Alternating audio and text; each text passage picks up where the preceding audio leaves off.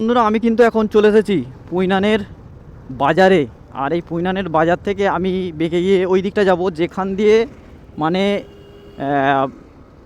ইজতেমা ময়দানে এসে পৌঁছাচ্ছে পার্কিং থেকে। আমি তোমাদেরকে সেটা একটুখানি সহজ করে দেখাবার চেষ্টা করব।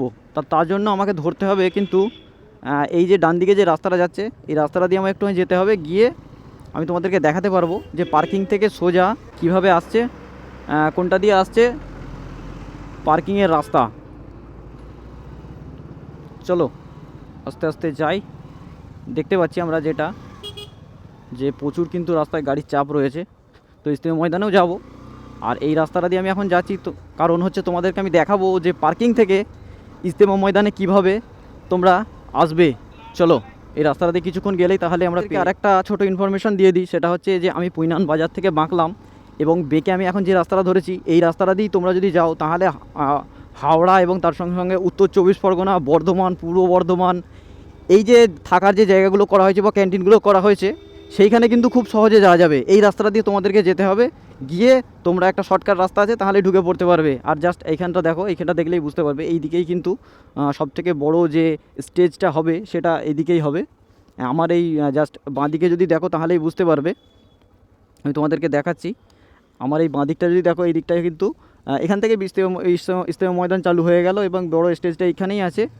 আর এই দিকে এই যে পার্কিংটা এসে জয়েন হচ্ছে এই জায়গাটায়, সেটা আমি তোমাদেরকে একটুখানি ভালো করে দেখিয়ে দিচ্ছি। চলো আমি তোমাদেরকে ওদিক থেকে দেখাচ্ছিলাম যে লাইট খাটানো আছে, বড় বড় লাইট খাটানো আছে, দেখা যাচ্ছে। সেই লাইট খাটানোগুলো কিন্তু এই লাইনটা, এই যে আমাদের সামনে এই যে লাইনটা দেখতে পাচ্ছি এইটাই কিন্তু আসছে একদম সোজা পার্কিং থেকে। তোমরা যদি লক্ষ্য করো তাহলেই বুঝতে পারবে যে বড় বড় লাইটগুলো লাগানো রয়েছে। চলো এই দিকটা আরেকটু আগে গিয়ে দেখি এই দিকের পরিবেশটা ঠিক কীরকম রয়েছে, তারপরে আমরা একদম মেন জায়গায় যাব।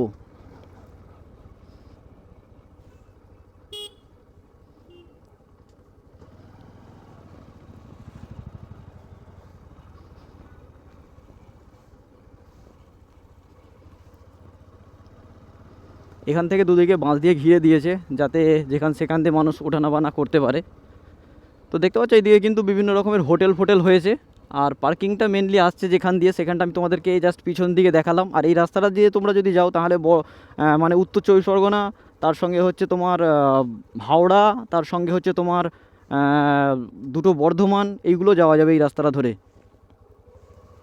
আর এই হচ্ছে এই দিকটা দেখতে পাচ্ছ পুরোটাই কিন্তু ইজতেমা ময়দানের ইজতেমা ময়দান পুরোটাই এই দিকটা। আর মেন স্টেজটা যেটা সেটা হচ্ছে এইখানটাতে। আর এখান থেকেই শুরু হয়ে যাচ্ছে ইজতেমা ময়দানটা। এবার চলো আমরা ওই দিকের রাস্তাটায় ঢুকবো এবং ঢুকে ওইটা দিয়ে ইজতেমা ময়দানে আবারও এসে উপস্থিত হয়ে গেছি একদম ইজতেমা ময়দানে। এটা দেখতে পাচ্ছ এই হচ্ছে এইখান থেকে কিন্তু শুরু হয়ে যাচ্ছে ইজতেমা ময়দানের টোটাল এরিয়া। আর এই হচ্ছে মেন রোড যেটা চুঁচুড়ার দিকে চলে যাচ্ছে। আর সেই হচ্ছে মসজিদ, এই যে সেই পুরানো মসজিদ যেটি সব থেকে প্রথম এখানে অস্থায়ীভাবে গড়ে তোলা হয়েছে। আর এখন আমরা কিন্তু ইজতেমা ময়দানের দিকে নেমে যাব।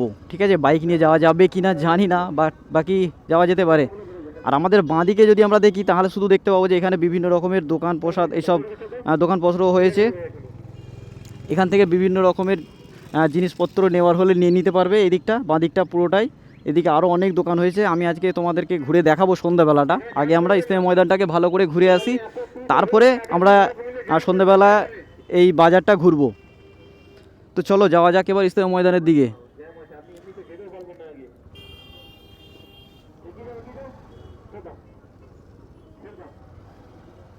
আর এখানে কিন্তু অলওয়েজ ভিড় লেগেই রয়েছে, কারণ আর মাত্র কয়েকটা দিন রয়েছে।